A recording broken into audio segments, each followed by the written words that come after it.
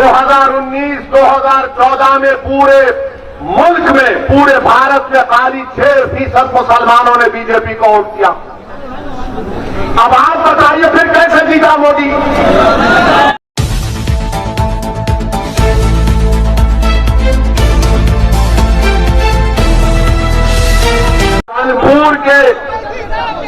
कानपुर के parliament election में कौन जीता? यहां से कौन जीता? सांसद कौन सी पार्टी का है? डरिए मत, जोर से बोलिए। क्या आपने उसको वोट दिया? क्या आप किसी को जानते कानपुर में मुसलमान ने वोट दिया? क्या आप किसी उत्तर प्रदेश में किसी मुसलमान को जानते जिसने मोदी और योगी को वोट दिया? फिर कैसे जीता? कैसे जीता? फिर कैसे जीता बताइए ना, कैसे जीता? किसको जिताया? अब हम ये सवाल करते हैं तो इनके पास जवाब नहीं रहता। यानी मुस्लिम वोट की बात आएगी, तुम हमको छोड़कर नहीं जाना, तुम हमारे घर के नौकर हो, गुलाम हो, कैदी हो, तुम अपने मुस्तकबिल के बारे में नहीं सोचता, हम तुम्हारे आका है, हम सोचेंगे। मगर जहां पर हमारे हिंदू भाइयों के वोट का मामला आएगा, हमारे ब्राह्मण भाइयों के वोट का मामला आएगा, यादव भाइयों के वोट का मामला आएगा, ठाकुरों के वोट का मामला आएगा, जाट के वोट का मामला आएगा और अदर बैकवर्ड क्लास के वोट का मामला आएगा, सब खामोश बैठे रहेंगे। वो नहीं कहते ये बात। आप मेरी बात को याद रखना, जैसे जैसे चुनाव करीब आएगा, लोग आएंगे जिसको मैं दल्ले कहता हूं, वो दल्ले आएंगे तुम्हारे दरमियान में, जिन्होंने अपना जमीर बेच चुके। और मैं इन दल्लों से कहा आओ मेरे से मुकाबला करो, बहस करो, तुम 10 मिनट नहीं कर सकते मेरे सामने। अब बोलेंगे नहीं नहीं, मिलकर वोट डालो, मिलकर वोट डालो। देखो याद रखो, हम जब बचपने में थे तो हमने कहानी पढ़ी थी कि कहानी में था कि बच्चों को कहा जाता कि सो जाओ, शेर आएगा, पूरा डाकू आएगा, ये आएगा, वो आएगा। मेरे भाई, आपके इस बोलने से क्या हासिल हुआ बताइए? कि आपने बीजेपी को रोक पाया? आपने वोट नहीं दिया, मुसलमान ने तो बीजेपी को वोट नहीं दिया। 2019-2014 में पूरे मुल्क में, पूरे भारत में खाली 6% मुसलमानों ने बीजेपी को वोट दिया। अब आप बताइए फिर कैसे जीता मोदी? इसका जवाब आपके दिल में है, आपको मालूम है, आपको फैसला करना है। मेरे अजीज दोस्तों और बुजुर्गों, क्या आपको मालूम कि उत्तर प्रदेश में लोकसभा के चुनाव में सपा और बीएसपी मिले तो 75% मुस्लिम वोट इनको मिला। 75% तक आपने झोली भर भर के दिया इनको। आपके दिमाग में बात पैदा हो के जान लाए मुझे मोदी को हराना है। अच्छा किया आपने, मगर हुआ क्या? अखिलेश यादव के घर के 3 लोग हार गए, हारे ना। कांग्रेस पार्टी के राहुल गांधी अमेठी से हार गए, हारे ना। और वो हमको बोल रहे कि हम यहां पर क्या कहा, विजिटर हैं, मेहमान हैं। प्यारे, तुम्हारी मेजबानी मैं करने आया हूं। 15 लोकसभा सीट पर सपा और बीएसपी कामयाब हुए। एक सीट पर मोहतरमा सोनिया गांधी साहिबा कामयाब हुई। अब आप सोचिए, 75% आपने वोट दिया तो पूरे उत्तर प्रदेश में ये बीएसपी, सपा, कांग्रेस के 16 लोग जीते, बाकी पर बीजेपी जीत गई। मैं जिम्मेदार हूं इसका।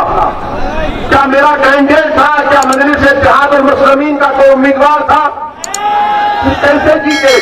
तो मालूम हुआ कि हमारे हिंदू भाइयों ने 71% हमारे हिंदू भाइयों ने 2019 के पार्लियामेंट के चुनाव में नरेंद्र मोदी को अपना वोट दिया।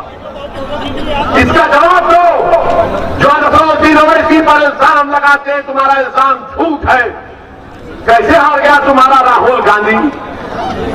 किसने हराया राहुल गांधी को? क्या मेरे अजीमनाथ उड़कर अमेठी को जाकर लोगों को बोले? क्या मैंने कान में आइटल कुर्सी पढ़ के फूंक दिया सबके?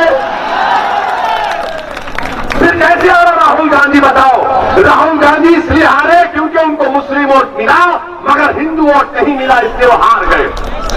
वो केरला जाकर जीत के वायनाड क्यों जीतते? इसलिए जीत के कि उस कॉन्स्टिट्यूंसी में 35% के करीब मुसलमान हैं, वहां पर जीत गए। अमेठी में नहीं थे, अमेठी में हार गए। मगर हारने का राज, हारने की वजह नहीं, ओवैसी की वजह से हारे। यानी अब ये हाल हो गया कि अगर इनके घर में कल भैंस दूध नहीं देगी तो बोलेंगे ओवैसी सामने से गया था। कल सुबह 4 बजे सुबह में मुर्गा भांग नहीं देगा तो बोलेंगे नहीं, ओवैसी की तकरीर रात में मुर्गा ने सुना था, इससे पुकारना भूल गया। और अगर कोई 50 साल का होकर भी शादी ना करे तो बोलेंगे नहीं, इसमें भी सोचना पड़ेगा क्या वजह। अरे हर चीज की जिम्मेदारी मुझ पर, हर चीज की जिम्मेदारी मुझ पर। मेरे अजीज दोस्तों और बुजुर्गों, मैं आपसे बताने आया हूं कि हर समाज का लीडर है, हर समाज के पास उनकी एक सियासी पहचान है, उनकी क़यादत है और इसीलिए उनके मसाइल हल होते हैं।